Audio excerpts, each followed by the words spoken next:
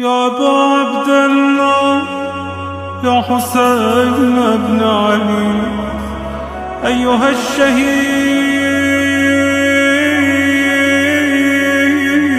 الشهيد يا ابن رسول الله يا حجة الله على خلقه يا سيدنا ومولانا إنا توجهنا واستشفعنا وتوسلنا بك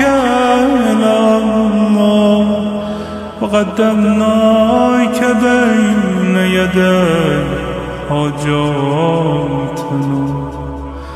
يا وجيها عند الله اشفع لنا عند الله.